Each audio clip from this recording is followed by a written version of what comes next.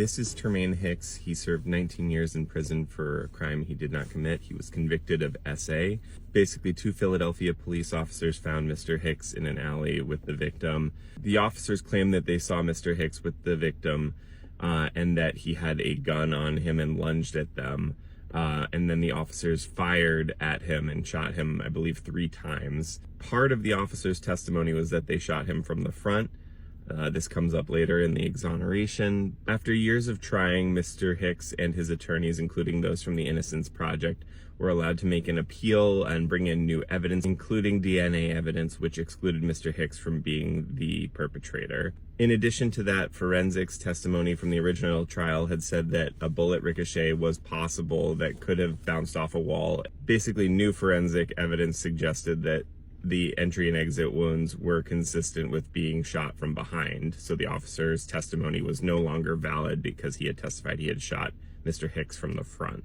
Also, the gun they found on Mr. Hicks was covered in blood, and the officer claimed he had jammed the gun into his pocket, but there was no blood evidence on the inside of the pocket, which also excluded that part of the evidence from being used as well. So after 19 years, Mr. Hicks was exonerated and released from prison.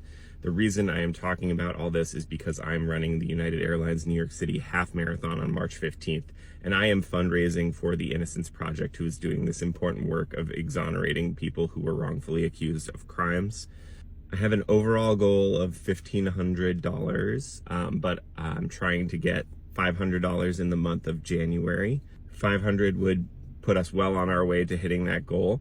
I've had lots of very generous friends and family donate, and I'm just starting to get people I don't know on the internet to start donating, which is difficult because I only have a URL in my bio and in this video that is not clickable. On TikTok, you do need to have 1,000 followers in order to have a clickable link in your bio. So if you could follow, that would help me towards my goal as well, because then it would make it easier for people to donate. In these videos, I'm also updating you all on my half marathon training.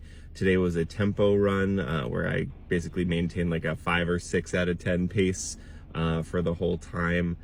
Felt okay. My next run is going to be an interval run. That should be tough, but I'm excited for it. Have a great Friday. Thank you.